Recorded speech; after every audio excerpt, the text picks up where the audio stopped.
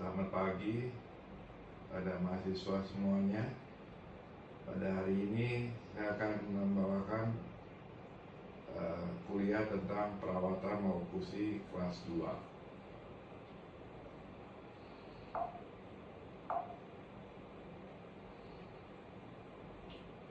Perawatan maupusi kelas 2 ini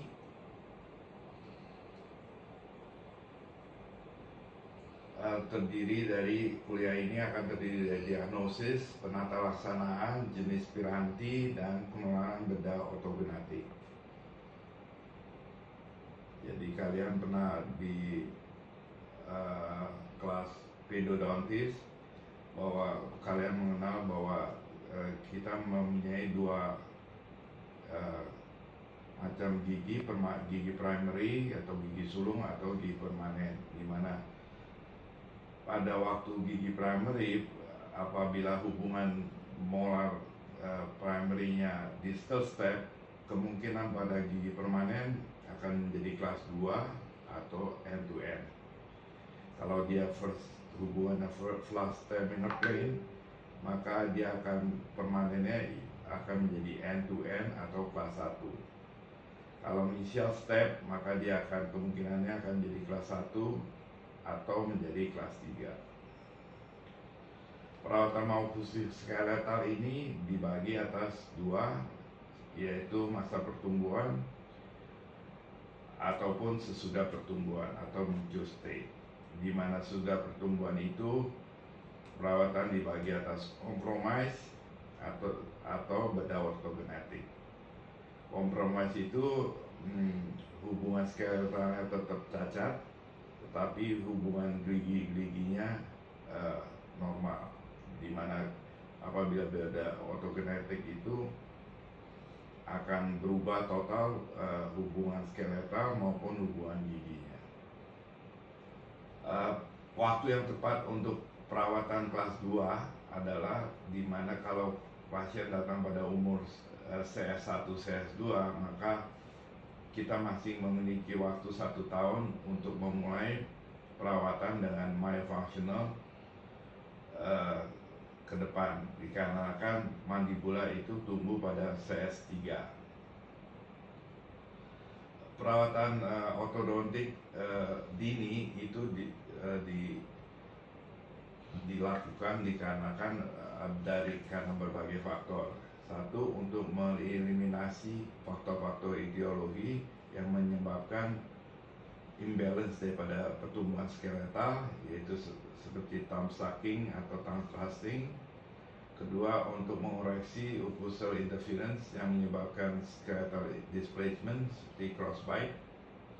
Ketiga, mengurangi severe outline discrepancy yang menyebabkan pertumbuhan gigi terganggu seperti crowding.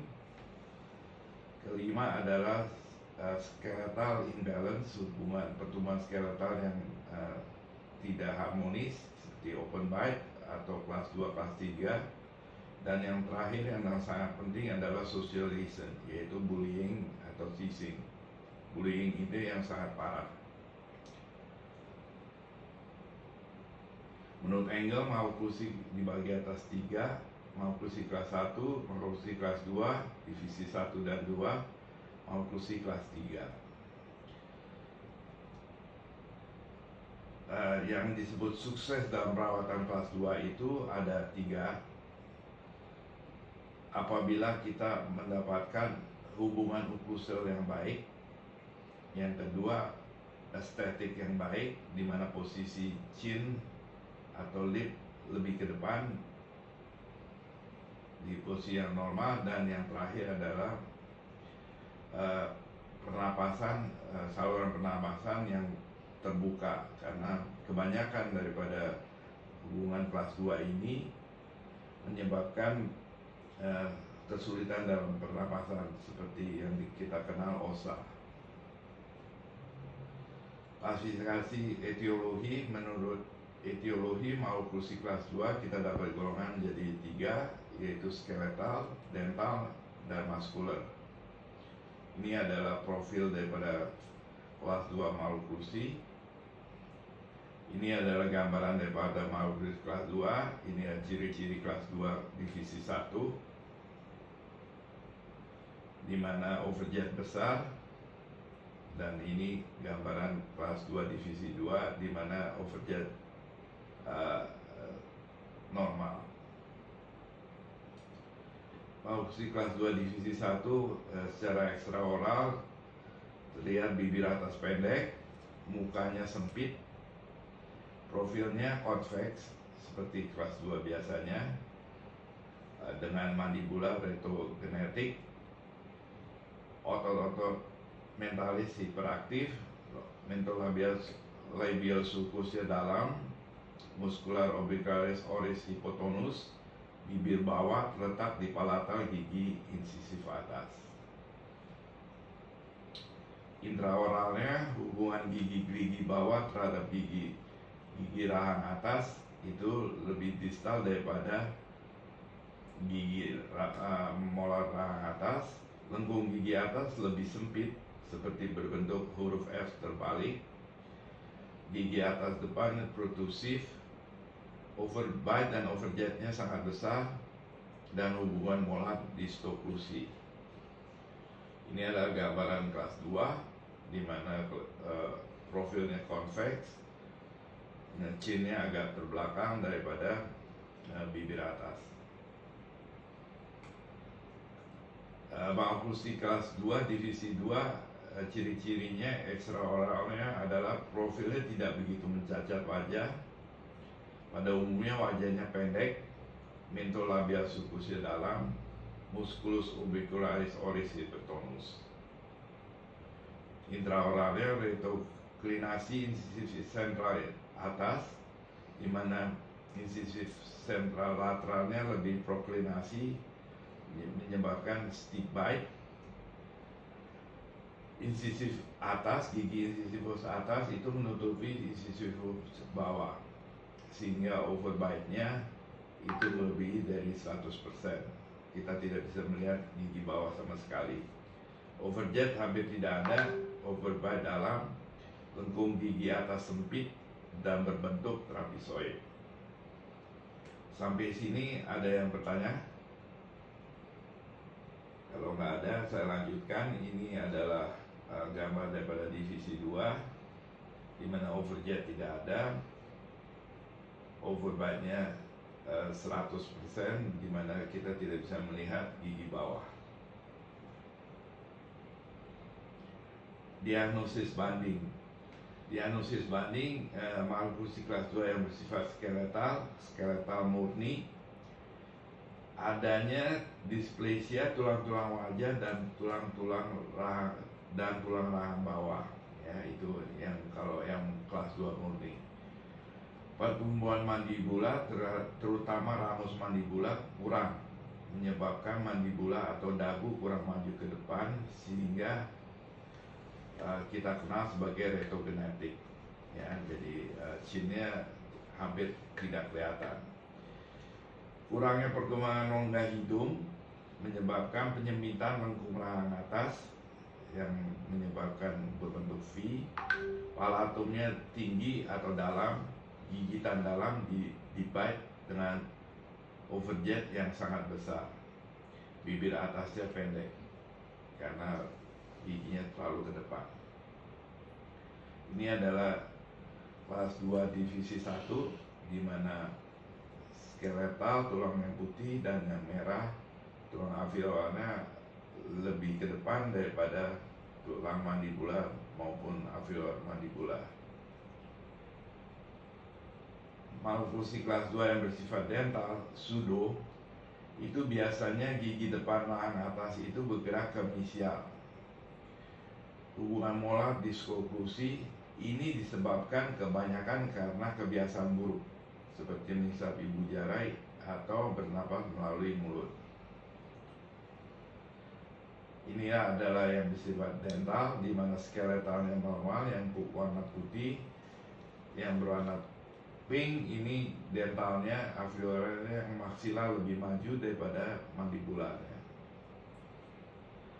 Penata laksanaan. Yang pertama, kita harus melihat usia penderita. apakah ini pada periode pertumbuhan atau tidak. Kalau pada periode pertumbuhan dapat dilakukan perawatan ortopedik dengan tujuannya mengurangi displasia arah anterior posterior. Diagnosis bandingnya apakah maloklusi ini bersifat skeletal, dental atau muskular. Ya. Yang ketiga, kita melihat kesalahannya, apakah itu pada maksila, mandibula atau kedudukannya. Itu bisa dilihat dari film cephalometry. Dan yang keempat, itu setelah hubungannya diperbaiki, kita melihat analisa ruangan, apakah perlu ekstraksi atau tidak. Penata laksanaannya, bila ada indikasi maksila yang lebih maju, maka dapat digunakan headgear atau facebow traction untuk tujuannya untuk menghambat pertumbuhan atau memundurkan maksila, terutama itu menghambat pertumbuhan. Apabila indikasi mandibula yang mundur, yang kurang berkembang, kita dapat menggunakan alat myofunctional yang untuk memajukan mandibula seperti diameter, aktivator, Frankel, twin block dan lain-lainnya. Pada pembuatan alat ini yang paling penting adalah bite registration. Pengambilan alat gigi bite registration ini ada yang paling penting untuk membuat alat-alat lepasan ini. Yang ketiga, apabila gigi permanen, gigi anterior pada rahang atas, kita bisa menggunakan alat ortodontik cekat tambah elastik kelas 2 dengan mengekstraksi gigi premolar pertama pada rahang atas.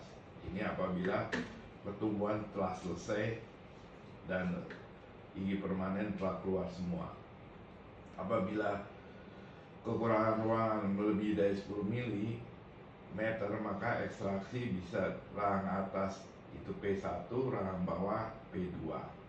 Kenapa kita mengambil ini? Supaya nanti di akhir perawatan maka hubungan molar diharapkan menjadi kelas 1, di mana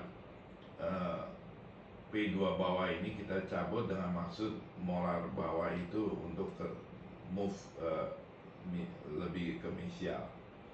Pada kasus-kasus yang berat itu kita lanjutkan untuk diadakan bedah ortogenetik. Ini adalah di mana skeletal dan alveolarnya itu kelas 2, maksilanya normal, mandibulanya yang tidak normal. Maka ini harus maju, ini mundur. Kalau kita memakai dengan maksila yang maju, maka kita untuk menahan itu kita bisa memakai yang namanya facebow. Ini adalah gambaran namanya facebow. Facebow itu dibagi atas 3 macam, yaitu cervical headgear, high pull headgear maupun kombinasi, di mana cervical headgear itu apabila sudut SN dan MP itu lebih kecil daripada 37 derajat, dan high pull headgear itu apabila sudut SN dan MP itu lebih besar dari 42 derajat, dan kombinasi headgear itu antara 37 sampai 42. Nah, kalau apabila mandibulanya yang lebih pendek tidak berkembang, maka kita menggunakan functional orthodontic. Functional orthodontic itu artinya itu mengendalikan pertumbuhan fasial lewat pengaruh fungsional. Jadi kita mengontrol facial growth dengan fungsional. Ini tujuannya lebih mengarah memicu pertumbuhan daripada menahan pertumbuhan. Kalau ortopedik itu mengubah pertumbuhan fasial dengan gaya eksternal yang besar dan tujuannya lebih menghambat pertumbuhan. Mengapa kita memakai alat-alat fungsional? Yang pertama, dengan alat ini maka perubahan profil tertawa dan facial expression langsung didapat, sehingga secara psikolog pasien tersebut terobati. masalah periodontal yang disebabkan oleh gigitan dalam dapat dicegah. Langsung terlihat perubahan pada hubungan skeletal.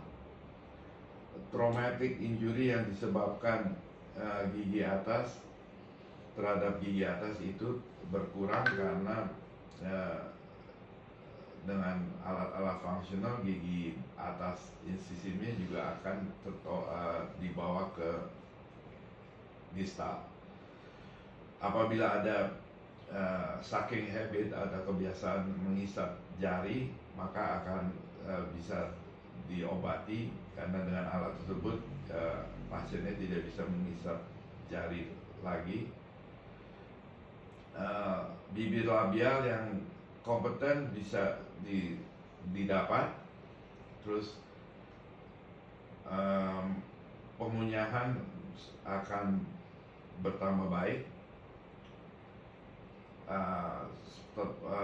ruang pernapasan juga akan lebih baik sehingga bernapas karena tempat untuk lidahnya lebih banyak, maka pernapasan akan bertambah baik.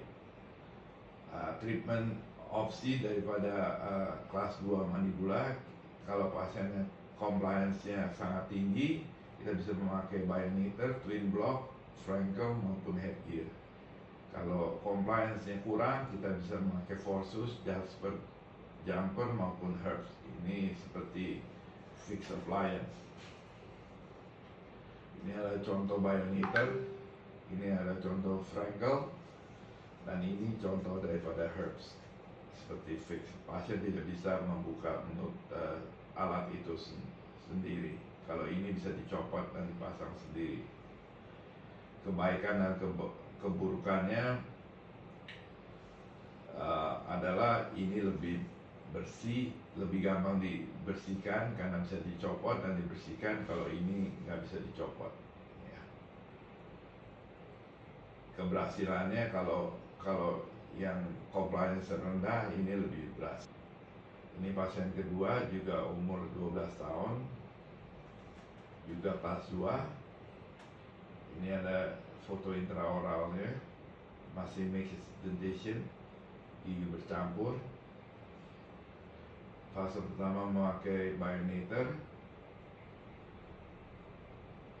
Ini adalah sebelum cephalometry, sebelum perawatan. Ini adalah panoramik, terlihat missing gigi premolar kanan bawah tidak ada benihnya. Ini ya, setelah fase pertama selesai. Ini ya hubungan gigi gerigi setelah fase pertama selesai. Ini adalah sebelum, sesudah, dan ini ada panoramik sesudahnya. Ini ada perbandingan sebelum dan sesudah cephalometrinya.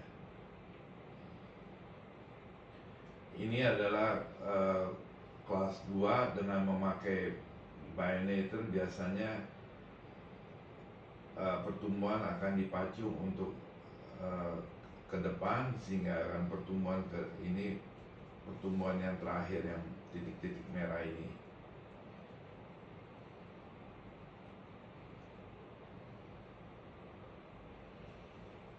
Jadi kalau kita dapat pada usia dewasa, kita biasanya kalau tidak perlu melakukan pencabutan, kita biasanya cuma pencabutan gigi 8, dan kalau memerlukan pencabutan, kalau pasien sudah dewasa, biasanya kita cabut gigi 4 saja. Apabila kekurangan ruangan yang lebih dari 10, terpaksa kita mencabut 2 atas bawah seperti ini. Jadi biasanya kita mengevaluasi seseorang itu apabila datang, kita melihat skeletal disharmoninya. Apabila ada skeletal yang tidak baik, kalau dibagi atas ringan, moderate, sedang, dan sangat parah, kita lihat. Kalau sangat parah, kita melihat pertumbuhannya, apakah ada perbaikan atau tidak, sambil melihat oral health-nya baik atau buruk. Setelah masa pubertal, kalau tidak pertumbuhannya tidak baik, apa perlu surgery atau tidak? Kalau tidak perlu surgery, maka dilanjutkan pada fase kedua, yaitu dengan memakai alat cekat. Kalau memerlukan surgery, maka dilanjutkan dengan pemakaman orto dan persiapan untuk pendarahan. Sudah itu retensi. Kalau ringan sampai sedang, kita biasanya memakai dua fase. Fase pertama yaitu memakai alat fungsional atau headgear sambil melihat pertumbuhannya dan perbaikan oral hygiene-nya. Setelah pubertal, apabila perlu surgery atau tidak, kita evaluasi. Kalau tetap masih kalau fase pertama itu baik pertumbuhannya, maka kita lanjutkan ke fase kedua dan retensi. Kalau after fase pertama dia masih hubungan skeletalnya parah, maka kita perlu surgery, maka kita persiapan untuk orto bedah, dan setelah surgery retensi. Sekian. Ada pertanyaan?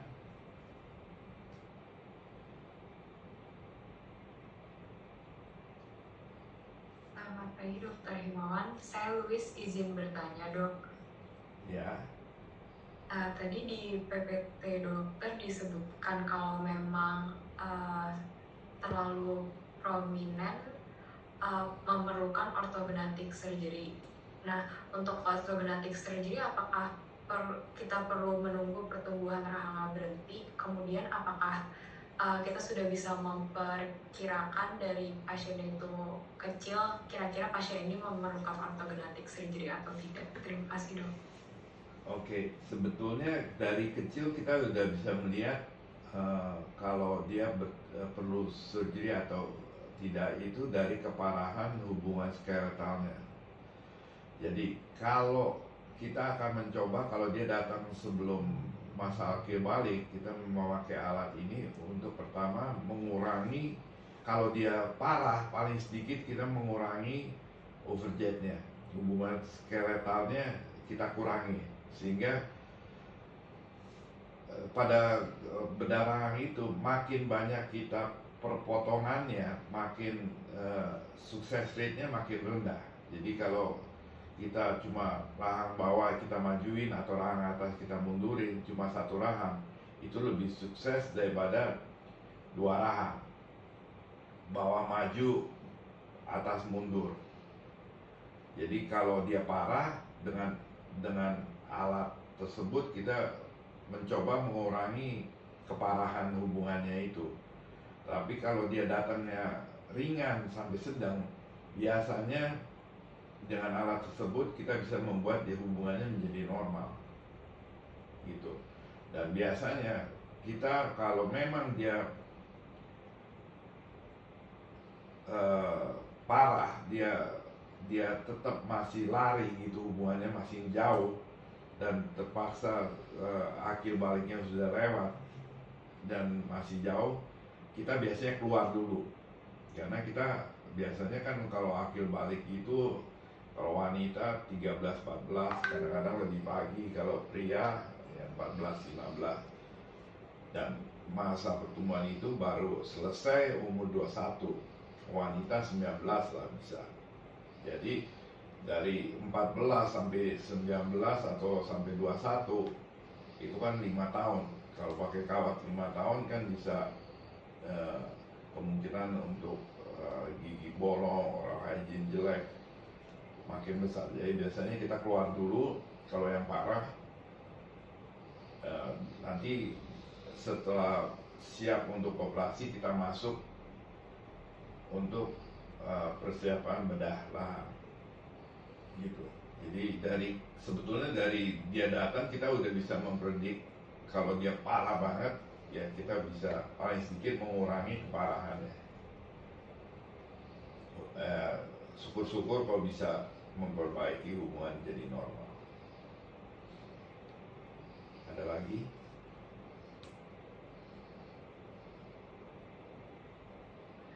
Selamat pagi, Dr. Himawan. Saya boleh izin untuk bertanya. Tadi kan dijelaskan apabila pasien itu kekurangan ruang maka dapat dilakukan pencabutan. Apabila pasiennya itu anak di masa periode gigi bercampur, di mana mengalami maloklusi kelas 2, ada molar permanennya, namun gigi premolar itu masih gigi sulung, dok. Untuk itu apakah masih dapat dilakukan pencabutan gigi? Terima kasih, dok. Biasanya kita kalau datang mereka masih gigi bercampur dan juga hubungannya kelas 2, biasanya kita nggak pusingin giginya karena kita lebih pusingin hubungan skeletalnya daripada giginya, karena hubungan skeletal itu bisa diperbagi cuma dalam satu kesempatan, satu periode. Kalau kesempatan ini kita udah lewatin, maka akan berakhir dengan pendarahan. Jadi kita mencoba untuk memperbaiki hubungan rahangnya dulu, baru waktu hubungan rahangnya selesai baik, baru kita, bukan berarti tidak akan dilakukan pencabutan. Bisa aja upaya kelas 2 kita bawa maju, bisa aja nanti belakangan setelah hubungannya jadi kelas 1 giginya monyong kan, bisa cabut gigi 4 gigi, jadi kayak orang Bimax cabut 4 gigi gitu loh. Atau kalau sangat crowded ya kita cabut 4 gigi juga. Jadi tergantung daripada jumlah sisa ruangan yang ada. Tapi yang penting hubungannya skeletal itu udah baik, udah normal. Jadi kalau di klinik juga begitu, kita lihat kalau datangnya dia masing gigi susu, kita benerin dulu. Jadi kita nggak pusingin hubungan giginya, letak-letak giginya. Ada lagi?